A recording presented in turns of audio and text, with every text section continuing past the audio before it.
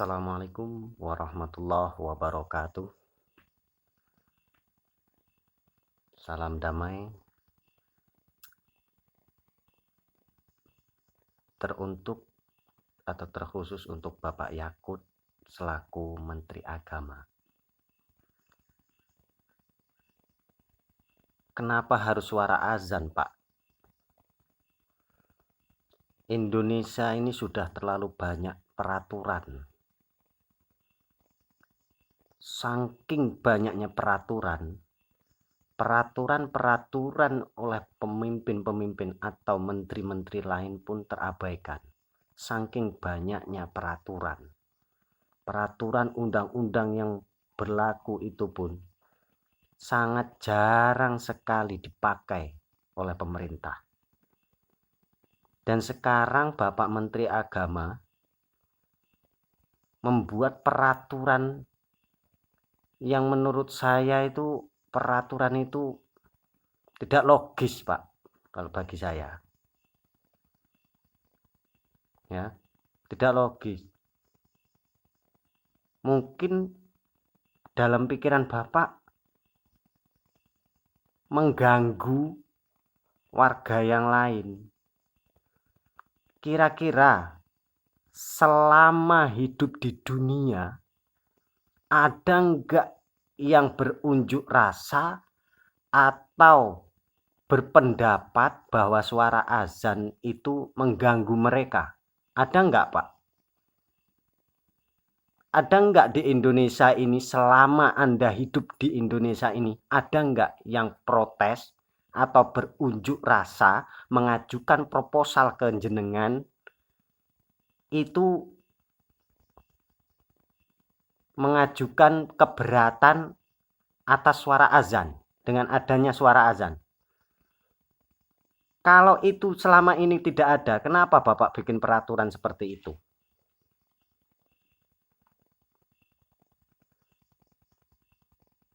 Terlalu banyak di Indonesia ini peraturan, Pak. Apalagi peraturan yang Bapak keluarkan ini. Dengan alasan berdalih toleransi, menghargai. Tanpa Bapak sadari, Bapak tidak menghargai agama Bapak sendiri. Tidak menghargai ajaran agama Bapak sendiri. Bapak ini Menteri Agama, agama Islam. Bapak beragama Islam.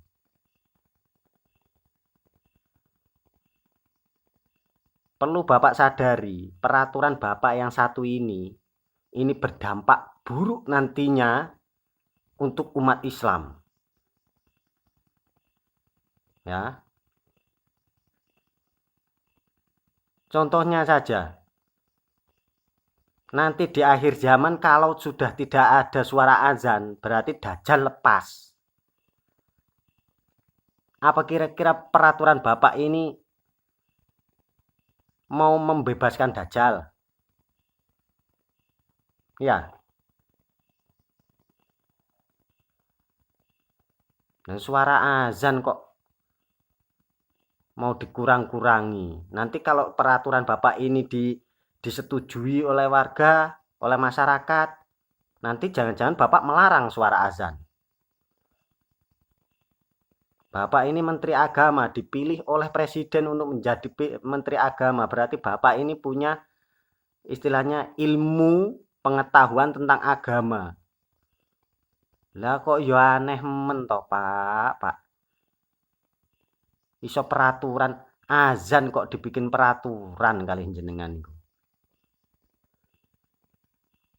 Apa enggak ada peraturan yang lain, Pak?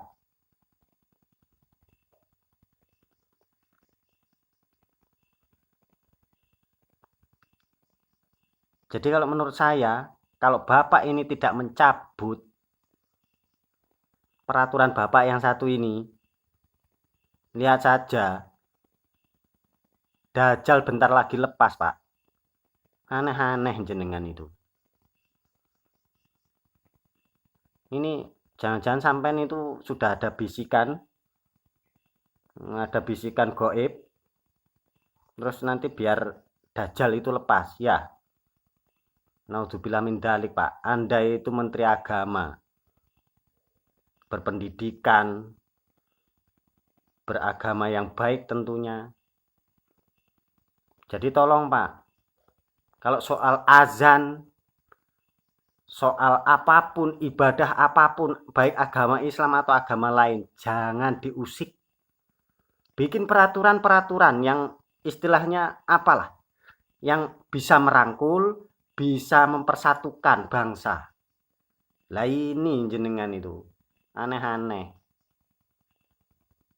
Ya, ini sedikit pendapat dari saya protes. Saya hanya takut Dajjal ini nanti lepas kalau Anda itu mengurangi suara azan. Azan semakin banyak suara azan, semakin keras suara azan, itu Dajjal semakin kesusahan untuk lepas, semakin erat rantainya, Pak. Saya rasa Bapak tahu keterangan itu, dalil itu tahu. Gitu loh. Jadi saya mohon dengan sangat Bapak cabutlah undang-undang ini, peraturan ini. Indonesia sudah banyak sekali peraturan, Pak. Jadi jangan dibikin peraturan yang baru. Mumet. Indonesia ini mumet.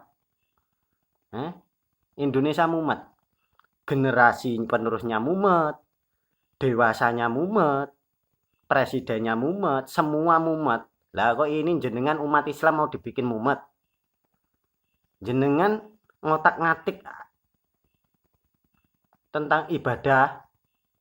Ya urusanan jenengan kali sing kuwasa, Pak. Hati-hati jenengan. Besok lagi kalau mau bikin peraturan, istikharah dulu, Pak. Istikharah, minta petunjuk sama Allah, baru dicetuskan mana yang terbaik. Gitu, dimusyawarahkan. Menteri agama itu di situ ada MUI, ada alim ulama. Dirembukkan. Jangan bikin keputusan sendiri. Ini akibatnya jenengan diprotes oleh ulama-ulama lain, diprotes oleh umat Islam. Hati-hati, Pak. Hati-hati. Anda pintar, tapi masyarakat tidak bodoh. Udah, gitu aja. Nanti mungkin ada susulan-susulan yang lain. Ini protes dari saya. Saya tidak istilahnya menuduh Bapak yang gimana-gimana atau mencemarkan nama baik Bapak. Ini pendapat saya selaku umat Islam. Gitu loh. Saya tidak rajin ibadah, tapi saya sangat tidak setuju. Ya. Nanti kalau suara azan dikurangi, volumenya dikurangi, wah, khususnya sholat subuh nggak ada yang datang nanti ke masjid. Tahu-tahu yang datang Dajjal. Ya, Pak ya. Terima kasih. Ada kesalahan, mohon maaf. Assalamualaikum.